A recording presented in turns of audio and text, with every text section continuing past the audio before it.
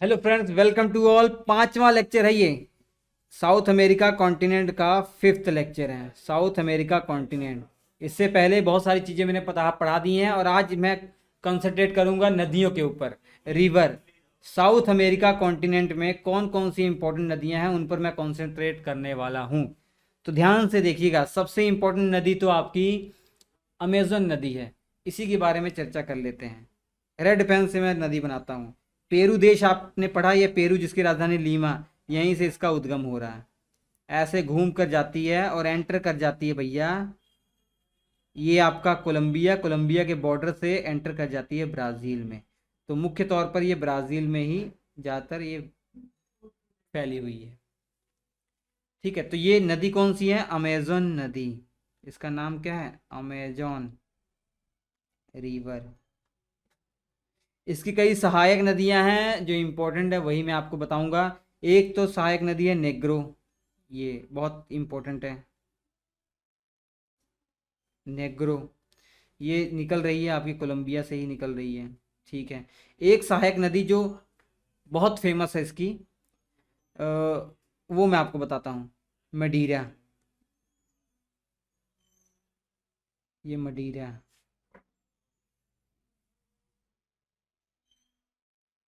ये मडीरा इसकी जो नदी है। ठीक है। अच्छा, मैंने आपको बताया था कि भैया ये भूमध्य रेखा भी यहीं पर है। भूमध्य रेखा यहीं पे है। जहां भूमध्य रेखा होगी उस इलाके में बारिश तो दिन भर हो, मतलब रोज बारिश होगी। रोज बारिश होना तय है। जब ज्यादा बारिश हो रही है तो इस क्षेत्र में हरियाली ज्यादा होगी। समझ पा रहे हैं ना? हरियाली ज्यादा होगी, पेड़ पौधे ज्यादा होंगे। तो यही घने जंगल यहाँ पाए जाते हैं।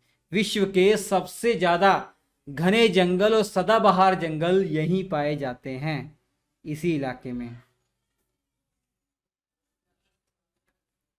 ठीक है।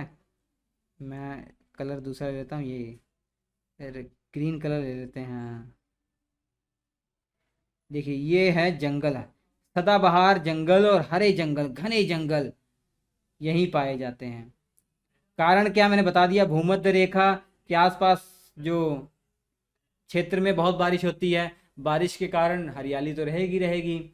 तो ये कारण है, यहाँ पर बहुत हरे जंगल, सदाबहार जंगल पाए जाते हैं। ठीक है, मैं लिख देता हूँ। ये जो जंगल है ये कौन से कैसे हैं? सदाबहार वन है। सदाबहार, इनका एक नाम भी है, सदाबहार वन। इन सदाबहार वन का एक नाम भी है, वो है सेल्वास फॉरेस्ट है ये। कैसे वन है ये? सेल्वास। इन वनों को क्या बोला गया? Selvas forest. फॉरेस्ट। तो सेल्वास फॉरेस्ट यहाँ पर पाए जाते हैं, बहुत इंपॉर्टेंट है। ठीक है।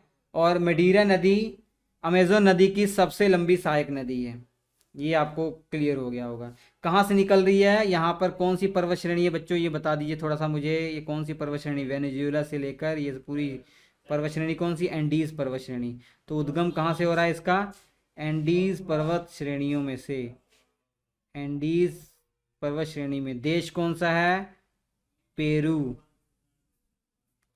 ठीक है, यहीं से इसका उद्गम हो रहा है।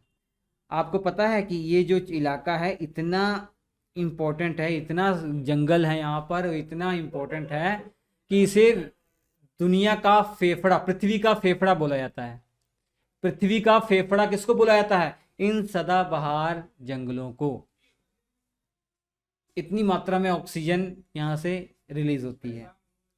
तो ये दुनिया का फेफड़ा, सॉरी, पृथ्वी का फेफड़ा यही है।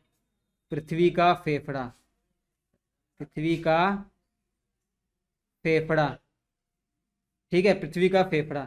और यही क्षेत्र है जहां पर सबसे पहले जो प्राकृतिक रबड़ थी, नेचुरल रबड़, वो पाई गई थी। और जो प्राकृतिक रबड़ यहाँ ढेर सारी पाई जाती है, तो सबसे पहले भी यहीं पर पाई गई थी। इंपॉर्टेंट प्रश्न ये भी बन जाता है। प्राकृतिक रबड़, प्राकृतिक रबड़ सबसे पहले यहीं खोजी गई। सबसे पहले यहीं खोजी गई। तो प्राकृतिक रबड़ का भंडार भी है ये क्षेत्र। ठीक है, गर्म क्षेत्र हो, ज्यादा बारिश वाला क्षेत्र हो, ये अनुकूल वातावरण है इस प्राकृतिक रबड़ के लिए। ठीक है भैया, तो इतनी बातें आप याद रखेंगे इस अमेज़न नदी के बारे में। उसके बाद मैं आपको बताने वाला हूँ प्राना नदी। मैप अलग से ले लेता हूँ। प्राना नदी ब्राज़ील से निकल रही है भैया, ये प्राना नदी। देखिए ध्यान से, मैप कहाँ गया, हाँ आ गया मैप। देखिए ध्यान से, मैप में नदी बनाता हूँ। ये देखिए प्राना नदी ऐसे निकल रही है। उसके बाद ये कौन सा देश है, उरुग्वे। उरुग्वे देश और आपका अर्जेंटीना के साथ बॉर्डर बनाती हुई अर्जेंटीना में एंटर करती है और यहाँ पर आके गिर जाती है। ये कौन सा महासागर है भैया, कोई बता सकता है? ये आप बता देंगे आसानी से, अटलांटिक महासागर है। ये नदी कौन सी है, प्राना नदी। प्राना नदी। ये देश कौन सा है, ब्राजील। ये उरुग्वे, ये पराग्वे, पराग्वे में नहीं जाती ये आपका अर्जेंटीना। ठीक है, तो 3 देशों के बारे में याद रखिए जहां पर ये नदी गिर रही है। और ये जो खाड़ी है, कौन सी खाड़ी है, ये है रियो डा प्लाटा। रियो डा ला प्लाटा खाड़ी है ये, यहीं पर अपना पानी ये गिराती है, प्राना नदी। एक और नदी है वेनेजुएला के अंदर बहती है, वो भी मैं आपको बताता हूँ। थोड़ा सा जूम कीजिए यहाँ पर, ये वेनेजुएला है। ये एक कोने से नदी निकलती है और बॉर्डर बनाती हुई इसके कोलंबिया के साथ बॉर्डर बनाती हुई उसके बाद जाकर ये ऐसे गिर जाती है। ये कौन सा महासागर है, अटलांटिक महासागर है। इस नदी का नाम क्या है बच्चों, ओरिनोको नदी है। ओरिनोको, ओरिनोको नदी है। ठीक है, और इस नदी की खासियत यह है कि इस नदी के किनारे आसपास जो क्षेत्र है ना, बहुत सारे हरे घास के मैदान पाए जाते हैं। इन घास के मैदानों को नाम दिया गया है लानोस। लानोस घास के मैदान, लानोस घास के मैदान ये। ठीक है, एक वाटरफॉल है इसी नदी पर, वाटरफॉल हालांकि इसकी सहायक नदी पर है लेकिन एग्जाम में आएगा इसी नदी सिस्टम पर है। तो एंजल वाटरफॉल, एंजल वाटरफॉल, इसकी खासियत क्या है, विश्व का सबसे ऊंचा वाटरफॉल है। विश्व का सबसे ऊंचा वाटरफॉल। ठीक है, ये ओरिनोको नदी याद रखिएगा, इसी सिस्टम में एक वाटरफॉल है जो दुनिया का सबसे ऊंचा वाटरफॉल है। और आपको पता है ये क्षेत्र ऊंचे होंगे, ये एंडीज पर्वत श्रेणी है। चलिए, तो विश्व का सबसे ऊंचा पर्वत श्रेणी, ओरिनोको नदी पढ़ लिया, प्राना नदी पढ़ लिया, अमेज़न नदी। इन 3 नदियों के बारे में ही आपको पढ़ना है बच्चों, और कुछ ज़्यादा नहीं पढ़ना है।